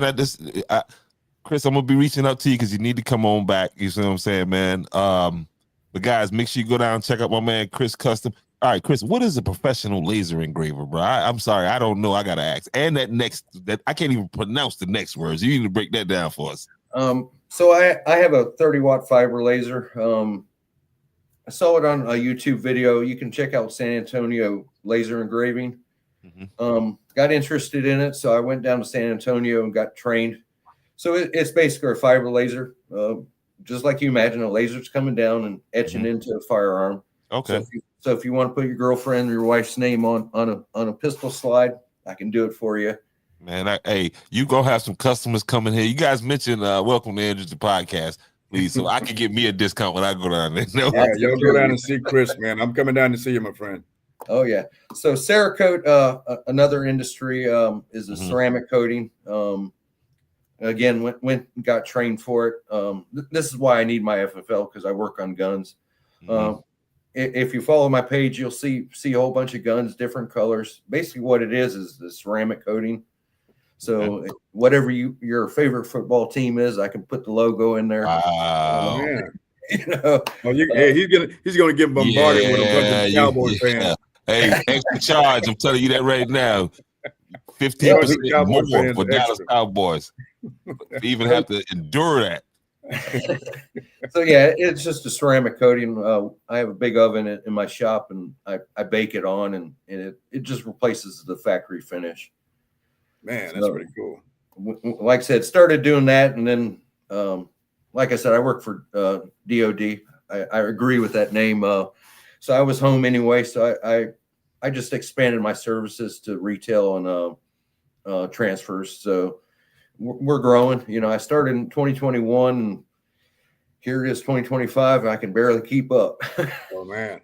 No doubt, guys. Oh, well, I need this audience right here to add to that load form, right? Do y'all see the number there? 706-326-1763. That's 706-326-1763. My man, Chris, I appreciate you, bro. Add you back to the stage. Hold on, nope, we didn't. That's what I was supposed to be removing there. Yeah, but I appreciate you, man. And if you don't mind, I'll pop that logo every once in a while. You know what I mean? Appreciate that. Send some of these customers your way. I'll tell them, Andrew's the podcast sent you. You know Well, what I mean? I follow you, so I try to watch you whenever I can get on. So I appreciate you, man. I appreciate you. Your friend's gonna judge you now for hey, like I said, man. I'm a local Georgetown born and raised, so that's what's up, man. Hey, but listen, man, I appreciate you, bro, because this is just needed, man. This is the kind of, you know what I mean, the kind of information that we need to be sharing, passing along. You know what I'm saying? Because yeah, I think if we educate more of these kids earlier, they'll go to the way my sons are. My sons are gun. You'll be meeting my sons, gun nuts. You know what I mean? But they don't, they gun range, license, and they don't run the streets or whatever, thank God, and nothing like that. But yeah, man. And so I think if we gear more kids toward that path of learning gun safety and responsibility, I think that's a way we can battle this issue out here also. yeah, and I totally agree. Like I said, as a courtesy, when I do a transfer, if they're not familiar with the firearm, I give them a quick lesson. Block instruction. Hey, muzzle goes this way. This is how you operate it in a rough fashion. Don't point it at someone you don't intend to shoot. And right. Here are some of the laws that you need to know as a gun owner. That's free of charge because I don't want to be consciously. I don't want to hand a gun to someone who's legal to have it but doesn't know how to use it. Right. That's right. I had a gentleman come in, had an injury. It was self-inflicted injury. So there are people who don't know how to use it. And I agree with you. We need to steer our younger people. Hey, if you want to go have fun at the range, go shoot, do it for sport, do it for hunting. There's a safe way to do it. Absolutely. So, totally agree. So, man, hey, listen, I ain't gonna hold you any longer, man. I appreciate you. I'll be reaching back out to you, man, once this conversation swings back around your way, because we're gonna lean on you. Yeah, now we have an expert that can help us. Yeah, talk through some of these things, man. Okay, appreciate you, Chris. Thanks a lot. Now, and I will see you soon. Yes, sir. Thank you. All right, my friend. Have a good night. No doubt, man. Yeah, good to meet Chris, man. And and for all of you folks, hey, you heard him. He's got what you need down there. Some specialized service, and he'll spend a little bit of time with you teaching you how to handle those weapon systems. So go down and see Chris and at Chris Customs LLC. I mean, more than anything, yeah. Just because he's a follower of Welcome to Andrew's Podcast, you need to carry your ass down there and holler at Chris. I'm just gonna keep it 100 with you. You know what I mean? So, yeah, that's 11 Bravo brother, man. I tell you what, at Fort Benning, oh man. And I saw that 706 number. I was like, yeah, that's down in Columbus, Georgia. Yeah. Yeah. So we've traveled some of the same grounds, and so it's good to see him. No doubt. All right, so yeah, you up there with the SC250? What you guys got going on this? Y'all giving out some money this weekend? I'm sure they probably are to the staff, but we've got a few commercials, and radio ads and things to put together, and so that's the work we'll be putting in tomorrow, along with some other stuff. So the association and the commission and the association. So I've got some work to do at the municipal association as well. So I'll go by and see those folks tomorrow, 2:50, and I'll be back. All right. A quick question, because I saw I was doing some research on something else today, and I'm keen to the name SC250 now, and I saw where they were basically funded some projects. Quick question: what do you know about the gentleman who the veteran hospital in Charleston's named after? Ralph C. Johnson? Or Ralph H. Johnson? Yes. Like that. Ralph H.? Yeah. Do I know his background? Yes. No, I don't. Okay. Well, just stay you got a bit of history for me? Stay tuned. That's all I'm telling you. Stay tuned. Wow. That's all I can say. But I'm sure to have his name on hospital, he had to have done some heroic stuff. So 19 years old. really, I'm gonna just, you know what I mean? 19-year-old brother from that area over there. okay. And What period? Vietnam. Yeah. And so I'm working on something, and I'll have it definitely ready for next Tuesday. I did it last night, but when I listened to it, I'm like, man, I've already kind of figured out my sweet spot, my timing when I need to do voiceover is early in the morning. You know what I mean? Right before that first cup. You know what I mean? Got that, you know what I mean, going on, and yeah. So what's up, Miss Schultz? How are you? Thank you for popping in. Yeah, Chris came in and held it down. But yeah, just look for that, man. I tell you, and I mean, again, like you say, man, given what these boys are serving under now, the regime that they under now, man, let's just pray for our military boys, because you know, they're gonna answer the call. They're not gonna question the order unless it's just, you know, crazy. But yeah, and that's what that's the senior leaders would deal with that. You may the troops, you know, troops on the ground, or, you know, at the lower level may not hear the noise unless they're following something on social media or these networks. But we would hope that between our military leaders and our civilian senior leaders, that they're having these conversations in a place that is, you know, appropriate. First of all, not on social media, but they can work out these differences before you get down, because it does affect the morale. Yeah, just too many stories to tell, and I won't do that to you. But it's the morale and confidence in the leadership is huge for troops. They have to be able to trust that the folks that are telling them to go do something is for the right reason. They have a chance to get in and get out, and it's the right thing to do. And I know the folks from the Vietnam era can talk extensively about that. So if you get a chance to speak with a Vietnam veteran and understanding, you know, from the political down to the ground, and how that impact what they were doing out there, and how they were perceived and received. Ooh, man, that story is by our country. Now, you know, these men and women went out there and put their lives on the line, and they came back, and it wasn't welcome.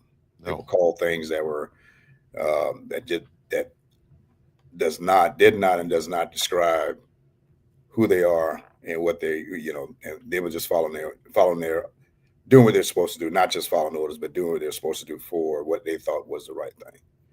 And so in this case, we do not want history to repeat itself. No doubt. All right, but Mayor, that's all I got for now, man. Yeah, I got to review my material here before I tap out, man. But we'll get together. Appreciate you. We don't know, again, as you said, we don't typically talk about things at this level, but I think this was important to me as a veteran, as a guy who tries to stay closely connected to.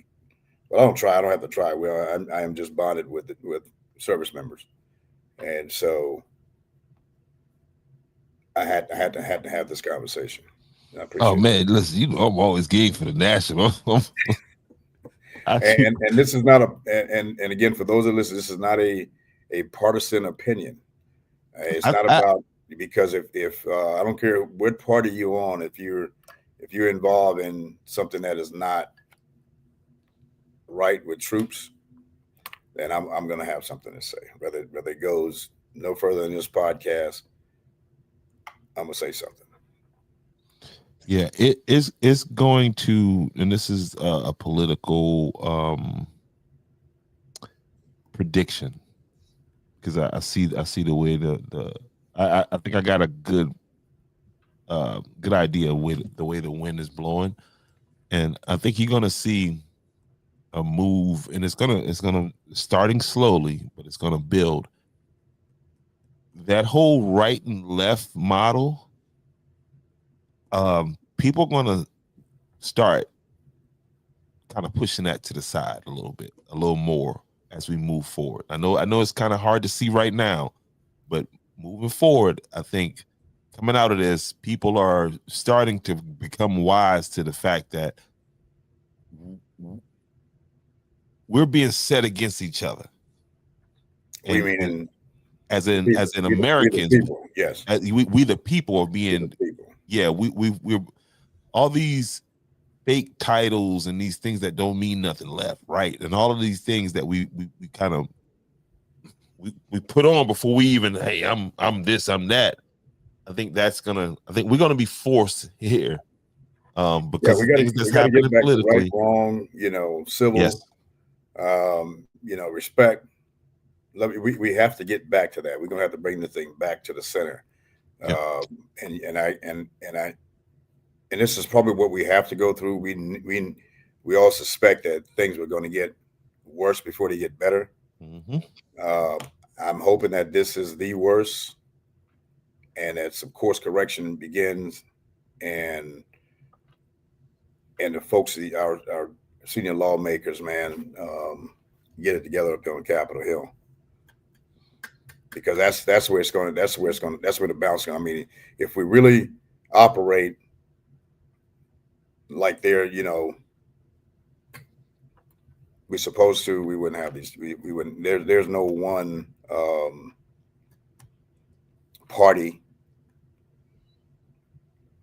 that should be just controlling them. I mean, not necessarily controlling them, but making these kind of decisions. It should be about the people, about what makes sense. I guess is what I'm trying to get to. No doubt. But other than that, man, I'm out. Be safe up there in the undisclosed location. Again, y'all, you know how to get that coin right there. Visit the the basketball. So I don't want to start a new concept, but the basketball season kicked off. I don't know how did I forget that, man? And kicked off tonight. Yep. And Ben Rao asked me to come out. I knew I wasn't going to make it tonight, but I plan to make it to this Friday's game, and that may be in Johnsonville, because I think they play Johnsonville today at home. Ben plays basketball. Bro, Ben hit me in the inbox like, yo, bro, you coming to, and I don't know if he plays. Let me see what he sent me. Boom, boom, boom, boom, boom. Oh, brother Rao. But yeah, I haven't gotten any scores. If anybody is there, I'm supposed to be doing some stuff with Jared covering basically the greater thing, man. And let me stop right now and show some respect real fast. Give me a second here, Mayor. I got to stop this madness I got going on here.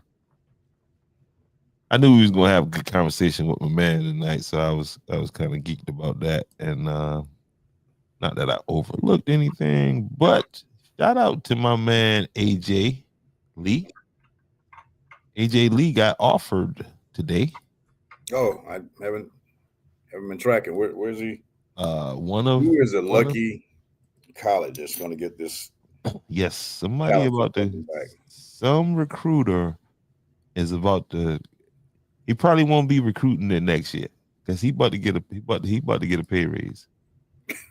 Yeah, we can land AJ. That's certainly going to be a big. Yes, because they're going to say, where'd you get this guy from? Man, he going to be telling that story, man. Little town down there in Andrews. What have I seen him the whole time? I just didn't say nothing to nobody. But and that's how they roll too. They keep that little nugget. Okay. Yeah. And that's Virginia. Hold on University of Virginia? Nope, that's not UGA. Wait a second. That's Virginia University of Virginia at Lynchburg. Man. Yeah.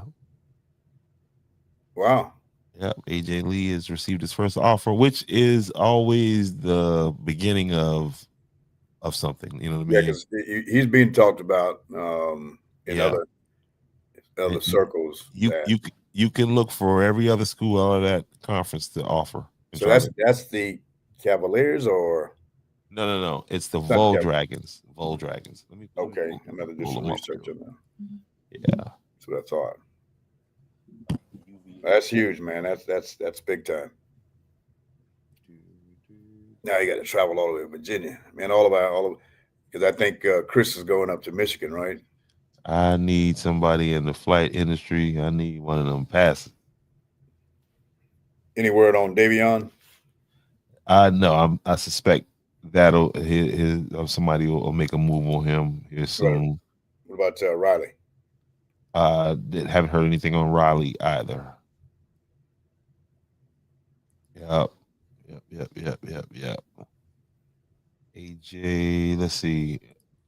Here's the school right here. Let's pull it up here a little bit. Do a little quick research before we get out here on where this young man is going to be. Well, somebody who's asking him to come play football for him next year. He hadn't signed anything, but this is his first offer.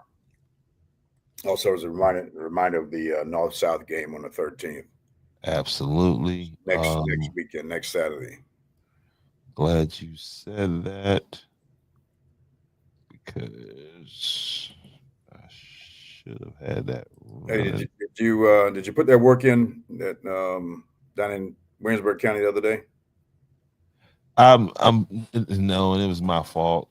After getting pulled over by the cops, I just wanted out of Williamsburg County. I just wanted away from that place. I'm just keeping. It looked like you had about 3 or 4 tickets, man. What were you doing? Two tickets, speeding, and you don't have to tell. You got to defend yourself here a little bit, no? Nah, but the officer was cool. Officer Wolf. I thought he was a fan of the podcast. So he had me them damn tickets. You don't watch the damn podcast, obviously, because you know I'm going to talk about you, sir. But nah, he told me just come to court and everything be good. He said, just show up. Just show up. I'll be there, homeboy. Trust me. I will be there. Yeah, mainly for my points. I'll pay the fine. Just don't take my points. Which I got them all back now. I had to go to. I ended up having to go to one of them classes, one of them driving classes. Was that? Yeah. Okay. Yeah, which was, oh my goodness, that was a joke. But you got your points back. Yeah, I got my points back. I just had to pay this lady to basically go sit in her class. Oh man. Yeah, and it was like time out or something. That's all it is. What it made me do is, because I'm always looking for an easy hustle, it made me say I need to start a driving school. I just make you sit in class for a couple hours. You good, man? You know how to drive? Yeah, all right, you good. And somehow that's official. But yeah, this is the University of Lynchburg here. I think that's out on, let me see, 81, Highway 81, I believe it is. I think I may have traveled those roads when I was up in the War College. No doubt.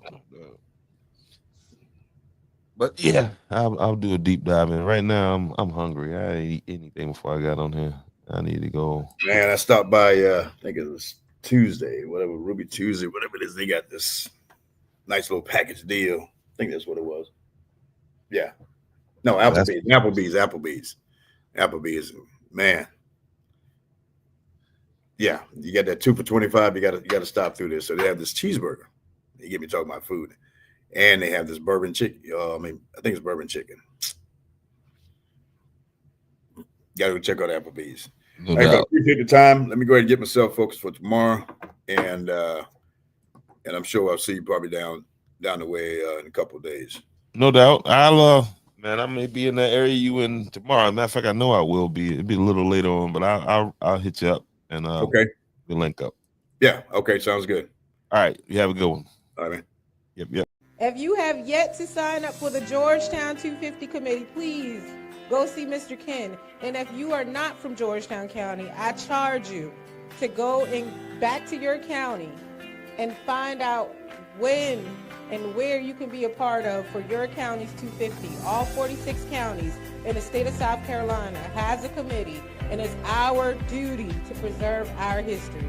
South Carolina has a whole lot of history that have yet been told, and it's our duty to do so. So please, guys, please, like my babies always say, mommy, please Get involved. Please get involved as much as you can. And Mr. Ken is right there at the registration table. Give him your name. Get signed up to be a part of the Georgetown 250. Google SC250. Put in your email. Get the newsletter sent out to you every month. Get the newsletter. Guys, I'm telling you, there's a lot of history here in South Carolina. I do believe South Carolina holds the title of the most battles in American Revolution. And our story has still yet been told fully. Get involved, please, ma'ams. Please, sirs, get involved. Our babies' future depend on it.